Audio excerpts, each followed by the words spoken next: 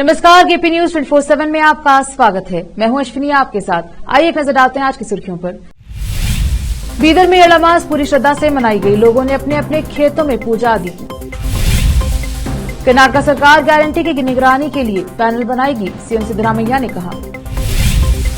Belagavi SP का कहना है कि तिगरी में महिला को निर्वस्त्र कर पीटने के दावे के समर्थन में कोई सबूत नहीं है। मोदी सरकार पेश कर सकती है दूसरे कार्यकाल का आखिरी बजट। संसद पर हमले की प्लानिंग का होगा पर्दाफाश। गुजरात में हो रहा आरोपियों का नार्को टेस्ट।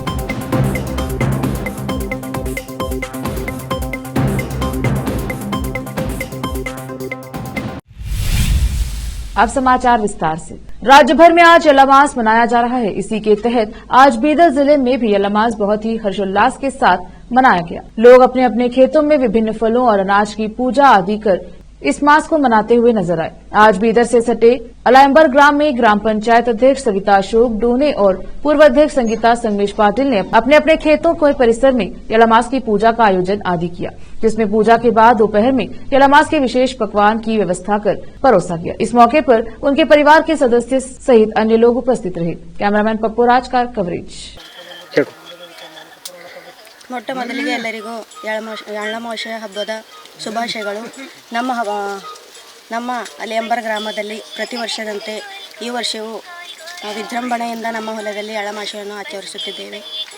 ಸುತ್ತಮುತ್ತಲಿನ ಜನರು ನಮ್ಮ ಹೊಲಕ್ಕೆ ಬಂದು ಊಟ ಮಾಡುತ್ತಾರೆ ಹಾಗೂ ನಮ್ಮ ಗ್ರಾಮದಲ್ಲಿ ಎಲ್ಲರೂ ಹೊಲಕ್ಕೆ ಹೋಗಿ ಚೆನ್ನಾಗಿ ಲಕ್ಷ್ಮೀ ಪೂಜೆಯನ್ನು ಮಾಡಿ ಎಳ್ಳಮಾವಾಸ್ಯೆ ಹಬ್ಬವನ್ನು ಆಚರಿಸುತ್ತಾರೆ। ಎಲ್ಲರಿಗೂ ಎಳ್ಳಮಾವಾಸ್ಯೆ ಹಬ್ಬದ ಶುಭಾಶಯಗಳು। ಈ ವರ್ಷವೂ ಕೂಡ ಇಡೀ ನಮ್ಮ ಭಾರತ ದೇಶದಲ್ಲಿ ಈ ರೈತರ ಹಬ್ಬವನ್ನು ಭಾಳ ವಿಜೃಂಭಣೆಯಿಂದ ಈ ಅಮಾವಾಸ್ಯೆಯನ್ನು ನಾವು ದೇಶದಲ್ಲಿ ಆಚರಿಸ್ತಾ ಇದ್ದೇವೆ। ಅದೇ ಥರ ನಮ್ಮ ಅಲಿಯಂಬರ್ ಗ್ರಾಮದಲ್ಲಿ ಕೂಡ ಈ ಎಳ್ಳಮಾವಾಸ್ಯೆ ಹಬ್ಬವನ್ನು ಭಾಳ ವಿಜೃಂಭಣೆಯಿಂದ ಆಚರಿಸ್ತಾ ಇದ್ದೇವೆ। ಹಾಗೆ ನಮ್ಮ ಹೊಲ ಗದ್ದೆಯಲ್ಲಿ ಕೂಡ ಈ ಎಳ್ಳಮಾವಾಸ್ಯೆ ಹಬ್ಬವನ್ನು ಆಚರಿಸ್ತಾ ಇದ್ದೇವೆ। ನಮ್ಮ ಹೊಲಕ್ಕೆ ದಿನಾಲೂ ಎಲ್ಲ ಆತ್ಮೀಯರು ಬಂದು ಇಲ್ಲಿ ಊಟ ಮಾಡಿ ಹೋಗುತ್ತಾರೆ। ಆದ ಕಾರಣ ಎಲ್ಲರಿಗೂ ಈ ಎಳ್ಳಮಾವಾಸ್ಯೆ ಹಬ್ಬದ ಶುಭಾಶಯಗಳನ್ನು ಕೋರುತ್ತೇವೆ। ಗ್ರಾಮದ ಢೋಣೆ ಪರಿವಾರದಿಂದ ಇವತ್ತು ನಾಡಿನ ಸಮಸ್ತ ಜನರಿಗೆ ಎಳ್ಳಮಾವಾಸ್ಯೆ ಹಬ್ಬದ ಹಾರ್ದಿಕ ಶುಭಾಶಯಗಳನ್ನು ತಿಳಿಸುತ್ತೇನೆ। ಇವತ್ತು ನಾವು ಉತ್ತರ ಕರ್ನಾಟಕ ಭಾಗದಲ್ಲಿ ಎಳ್ಳಮಾವಾಸ್ಯೆ ಒಂದು ಬಹಳ ವಿಜೃಂಭಣೆಯಿಂದ ಆಚರಣೆ ಮಾಡ್ತಾರೆ ರೈತರು। ಯಾಕಂತಂದರೆ ಇವು ಒಂದು ಫಸಲು ಬರುವಂಥ ದಿನ ಇದು। ಈ ಹಬ್ಬವನ್ನು ಒಂದು ಹೆಂಗೆ ಹೆಣ್ಮಕ್ಳಿಗೆ ಸೀಮಂತ ಕಾರ್ಯಕ್ರಮ ಮಾಡ್ತಾರಲ್ಲ, ಹಂಗೆ ಬೆಳೆಗಳಿಗೆ ಇವತ್ತು ಈ ಒಂದು ಸೀಮಂತ ಕಾರ್ಯಕ್ರಮ ಅಂತ ತಿಳ್ಕೊಂಡ್ಬಿಟ್ಟು ಎಲ್ಲ ರೈತರು ಮನೆಯಿಂದ ಹೊಲಕ್ಕೆ ಹೋಗಿ ಬಜ್ಜಿ, ರೊಟ್ಟಿ, ಅನ್ನ, ಸಾಂಬಾರು ಮತ್ತು ವಿಶೇಷವಾಗಿ ಅಂಬಲಿ ಮತ್ತು ಜೋಳದ ಬಾನ ತೆಗೆದುಕೊಂಡು ಹೋಗಿ ಎಲ್ಲ ರೈತ ಪರಿವಾರ ಮತ್ತು ಕೂಲಿ ಕಾರ್ಮಿಕರು ಎಲ್ಲರೂ ಸೇರಿ ಈ ಒಂದು ಎಳ್ಳಮಾವಾಸ್ಯೆ ಹಬ್ಬವನ್ನು ಈ ಭಾಗದಲ್ಲಿ ಬಹಳ ವಿಜೃಂಭಣೆಯಿಂದ ಆಚರಣೆ ಮಾಡ್ತಾರೆ।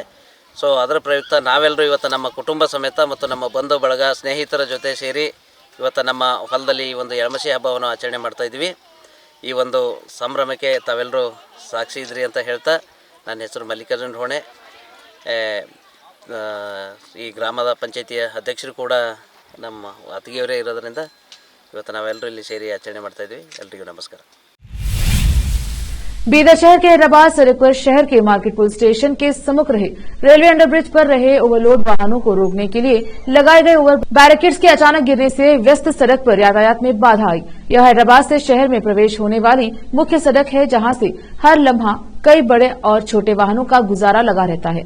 ऐसे में यह ओवर बैरिकेड खाली सड़क पर गिरा है, जबकि कोई वाहन वहां से नहीं गुजर रही है और यहां एक बड़ा हादसा होने से बच गया। रेलवे विभाग ने तुरंत क्रम लेते हुए इस सड़क पर गुजरने वाले वाहनों को रोकने की व्यवस्था कर एक कर्मी को नियुक्त किया है। इससे वाहन अन्य सड़क का उपयोग कर रहे हैं। कैमरामैन पप्पू राज का कवरेज। मतदाताओं का दिल जीतने के लिए गारंटी योजनाओं पर निर्भर कांग्रेस सरकार अधिक लाभार्थियों तक पहुंचने की योजना बना रही है।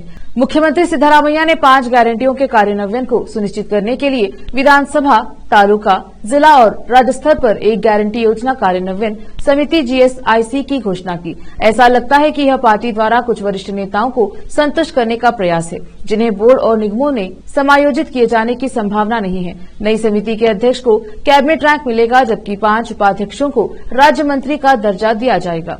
समिति के अध्यक्ष, उपाध्यक्ष और सदस्यों को मानदेय देने के लिए सालाना 16 करोड़ रुपए अलग रखे जाएंगे। जिला कांग्रेस कमेटी के अध्यक्षों और जिला प्रभारी मंत्रियों को संबोधित करते हुए सिद्धरामैया ने कहा कि समिति में 31 सदस्य होंगे। जिला स्तर पर मंत्रियों के साथ एक अध्यक्ष और उपाध्यक्ष भी होंगे। उन्हें कार्यालय व अन्य सुविधाएं दी जाएंगी। उन्होंने पार्टी कार्यकर्ताओं से राजनीतिक लाभ लेने के लिए लोगों के पास जाने और उन्हें सच्चाई बताने का आग्रह किया। उन्होंने परोक्ष रूप से कुछ कांग्रेस नेताओं की आलोचना करते हुए कहा कि उन्हें झूठी खबरें फैलाना बंद कर देना चाहिए। मुख्यमंत्री ने कहा कि उन्होंने सभी विधायकों को निर्देश दिया है कि वे अपने निर्वाचन क्षेत्रों के लिए 25 करोड़ रुपए के काम कराएंगे। बेलगावी जिले के तिगाड़ी में एक महिला के इस दावे का कोई सबूत नहीं है कि उसे निर्वस्त्र किया गया और पीटा गया, इसलिए अभी तक किसी को हिरासत में नहीं लिया गया है। पुलिस अधीक्षक डॉक्टर भीमाशंकर गुलेद ने यह जानकारी दी। उन्होंने संवाददाताओं से कहा कि महिला की शिकायत के आधार पर महिला थाने में प्राथमिकी दर्ज की गई है। उसने आरोप लगाया कि 21 नवंबर 2023 को ग्राम पंचायत अध्यक्ष सहित लोगों के एक समूह ने उसे निर्वस्त्र कर पीटा और उसके साथ दुर्व्यवहार किया। उसने आरोप लगाया था कि ग्राम पंचायत कार्यालय में बंद करने के बाद उसे कागज की खाली शीटों पर हस्ताक्षर करने के लिए मजबूर किया गया था। शिकायत 29 दिसंबर को दर्ज की गई थी। सभी पहलुओं से जांच की गई, लेकिन अब तक उनके आरोपों के समर्थन में कोई सबूत नहीं मिला है। एसपी ने कहा कि उसने आरोप लगाया था कि उसके मोबाइल फोन में सबूत नष्ट कर दिए गए थे। हालांकि उसने सबूत हासिल करने के लिए अपना फोन हमें नहीं सौंपा। प्रथम दृष्टया ऐसी किसी घटना के घटित होने का कोई साक्ष्य नहीं है। हो सकता है कि ये आरोप संपत्ति विवाद के संबंध में लगाए गए हों, लेकिन उसके स्वेच्छा से जीपी के पास जाने और अपनी संपत्ति के मुद्दे के बारे में शिकायत दर्ज कराने का पुख्ता सबूत है। उन्होंने कहा, हम जांच कर रहे हैं कि जीपी कार्यालय में क्या हुआ। कर्नाटक उच्च न्यायालय ने भारतीय सैन्य नर्सिंग सेवा अध्यादेश 1943 की धारा 6 के तहत नर्सिंग अधिकारियों की भर्ती में महिलाओं के लिए 100% आरक्षण को असंवैधानिक करार देते हुए रद्द कर दिया। अदालत ने कहा कि विशेष आरक्षण सुविधा तब बनाई गई थी जब 1940 के दशक में महिलाएं नर्सिंग अधिकारी के रूप में रक्षा बलों में शामिल होने के लिए अनुचित थी। इस अदालत का मानना है कि अध्यादेश 1943 के तहत नर्सिंग अधिकारियों की भर्ती में महिलाओं के लिए विशेष आरक्षण अनुच्छेद 14 समानता, 16(2) रोजगार में समान अवसर और 21 के तहत गारंटीकृत अधिकारों का उल्लंघन करता है। संविधान के जीवन का अधिकार और व्यक्तिगत स्वतंत्रता का अधिकार, न्यायमूर्ति अनंत रामनाथ हेगड़े ने कहा। रुकते हैं छोटे से ब्रेक के लिए, जल्द लौटेंगे ब्रेक के बाद।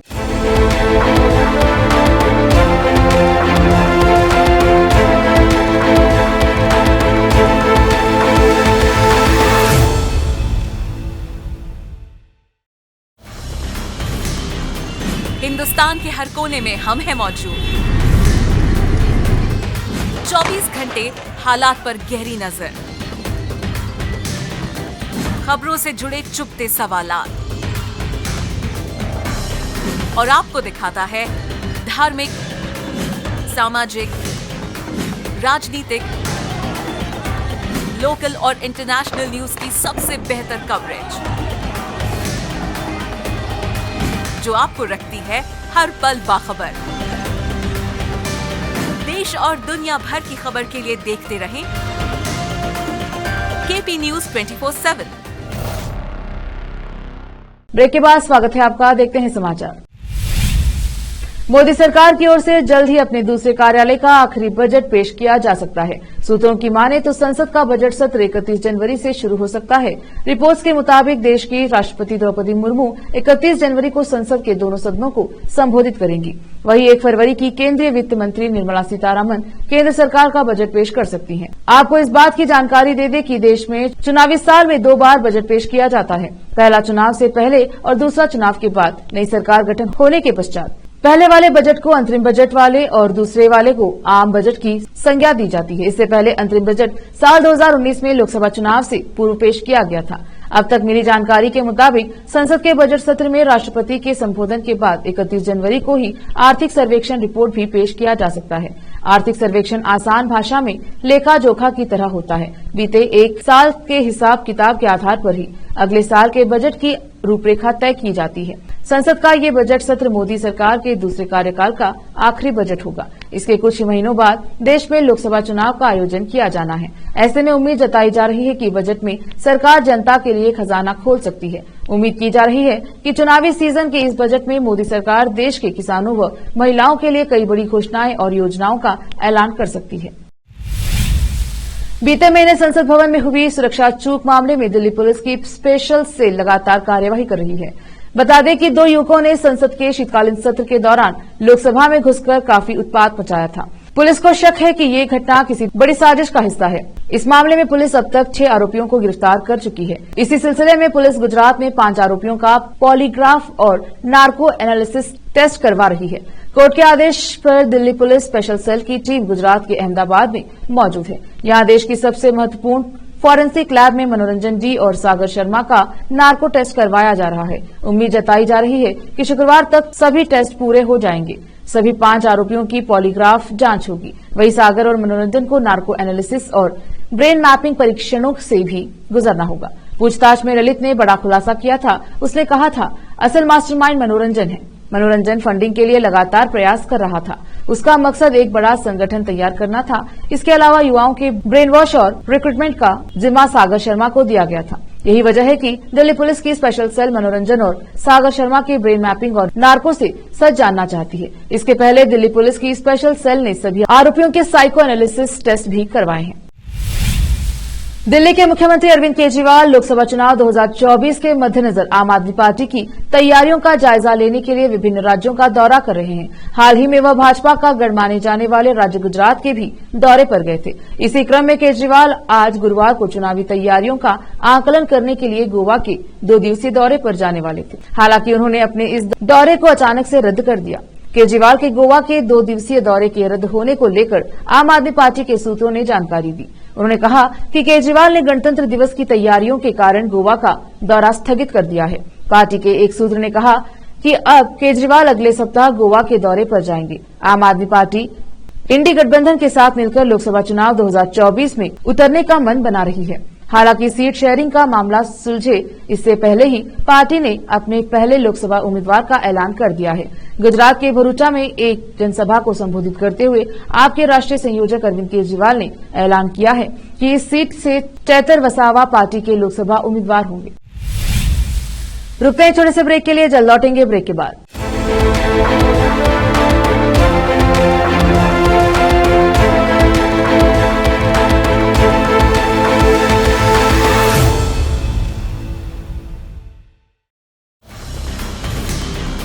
हिंदुस्तान के हर कोने में हम हैं मौजूद। 24 घंटे हालात पर गहरी नजर,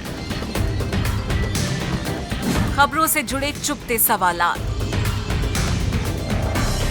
और आपको दिखाता है धार्मिक, सामाजिक, राजनीतिक, लोकल और इंटरनेशनल न्यूज की सबसे बेहतर कवरेज जो आपको रखती है हर पल बाखबर। देश और दुनिया भर की खबर के लिए देखते रहें केपी न्यूज 24/7। ब्रेक के बाद स्वागत है आपका। देखते हैं समाचार। अयोध्या में भगवान राम का भव्य मंदिर बन रहा है। 22 जनवरी को रामलला की प्राण प्रतिष्ठा की जाएगी। इस दौरान प्रधानमंत्री नरेंद्र मोदी खुद वहां मौजूद रहेंगे। देश भर की बड़ी हस्तियां, साधु संतों का भी अयोध्या आना होगा। इसी बीच लोगों के साथ भगवान राम के नाम पर ठगी और स्कैम भी किया जा रहा है। बीते दिनों हमने अपनी एक खबर में बताया था कि सोशल मीडिया पर कैसे कुछ लोग QR कोड शेयर कर रहे हैं। साथ ही वो QR शेयर करने के साथ राम मंदिर के चंदा मांग रहे हैं और यह कहते दिख रहे हैं कि भगवान राम के लिए मंदिर निर्माण में योगदान करें। विश्व हिंदू परिषद ने इस पर आपत्ति जताई थी। ऐसे में एक बार फिर नया स्कैम सामने आया है। इस स्कैम के तहत व्हाट्सएप पर लोगों को एक मैसेज भेजा जा रहा है। इस मैसेज में लोगों को यह लिखकर भेजा जा रहा है कि उन्हें राम मंदिर के उद्घाटन समारोह में VIP एंट्री दी जा रही है। इस मैसेज में एक मोबाइल ऐप का लिंक भी भेजा जा रहा है। दरअसल यह एक तरह का स्कैम है जो लोगों को भेजा जा रहा है। ऐसे में अगर आप इस एप्लीकेशन को अपने फोन में इंस्टॉल करते हैं तो आपको भारी नुकसान का सामना करना पड़ सकता है। दरअसल मोबाइल में एप्लीकेशन इंस्टॉल करते ही मोबाइल फोन ऑफ हो जाएगा। इसके बाद आपका बैंक डेटा हैकर के पास चला जाएगा। देश की राजधानी दिल्ली एक बार फिर से भूकंप के खौफ में आ गई है। गुरुवार की करीब 3 बजे दिल्ली NCR क्षेत्र के लोगों ने भूकंप के तेज झटके महसूस किए हैं।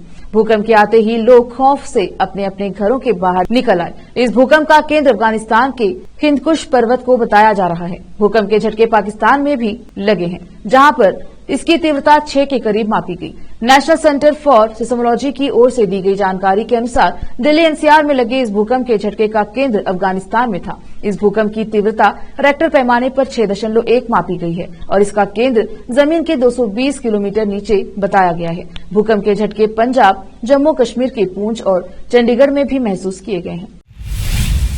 मालदीव के राष्ट्रपति मोहम्मद मोइज्जू चीन की यात्रा पर हैं। यहां राष्ट्रपति जिनपिंग से उन्होंने मुलाकात की। भारत विरोधी रुख रखने वाले मोइज्जू ने भारत के दुश्मन चीन के राष्ट्रपति जिनपिंग से मुलाकात करने के बाद वहां चीनियों को और अधिक मालदीव में पर्यटन के लिए आने के प्रयास की बात कही। इसी बीच भारत और मालदीव में तनातनी का चीन फायदा उठा रहा है। उसने अपने बयान से मालदीव और भारत के बीच तनातनी की आग में घी डालने का काम किया है। चीन ने भारत की ओर इशारा करते हुए कहा कि अगर किसी ने मालदीव के आंतरिक मामले में हस्तक्षेप की कोशिश की तो वह इसका विरोध करेगा। इन दिनों मालदीव के राष्ट्रपति मोहम्मद मोइज्जू चीन के दौरे पर हैं। यहां उन्होंने राष्ट्रपति जिनपिंग से मुलाकात की थी। इस दौरान दोनों देशों के बीच 20 अहम समझौते पर हस्ताक्षर हुए। इनमें पर्यटन भी शामिल है। इस मुलाकात के बाद भारत को लेकर एक बयान सामने आया जिसमें कहा गया है कि मालदीव अपने देश में चीन विरोधी गतिविधियों को नहीं होने देगा। साथ ही मालदीव वन चाइना पॉलिसी का प्लान करेगा। गुरुवार दोपहर पाकिस्तान के कुछ हिस्सों में भूकंप आया। जानकारी के अनुसार पाकिस्तान के कुछ हिस्सों में बृहस्पतिवार को भूकंप आया जिसकी तीव्रता रिक्टर पैमाने पर 6 मापी गई। मौसम विज्ञान विभाग ने यह जानकारी दी है। पाकिस्तान मौसम विज्ञान विभाग पीएमडी ने एक्स पर एक पोस्ट में कहा कि भूकंप का केंद्र अफगानिस्तान के हिंदूकुश क्षेत्र में था। 6 तीव्रता का भूकंप दोपहर 2:20 पर स्थानीय समय पर आया। इसका केंद्र हिंदूकुश क्षेत्र में 213 किलोमीटर की गहराई पर था। पिछले साल अक्टूबर के बाद से अफगानिस्तान 2 बार 6 और उससे अधिक तीव्रता के झटकों से दहल चुका है। फिर से एक नजर आज की सुर्खियों पर। बीदर में एड़ामास पूरी श्रद्धा से मनाई गई। लोगों ने अपने अपने खेतों में पूजा आदि की। कर्नाटक सरकार गारंटी की निगरानी के लिए पैनल बनाएगी, सीएम सिद्धरामैया ने कहा। बेलगावी एसपी का कहना है कि तिगरी में महिला को निर्वस्त्र कर पीटने के दावे के समर्थन में कोई सबूत नहीं है। मोदी सरकार पेश कर सकती है दूसरे कार्यकाल का आखिरी बजट। संसद पर हमले की प्लानिंग का होगा पर्दाफाश। गुजरात में हो रहा आरोपियों का नार्को टेस्ट।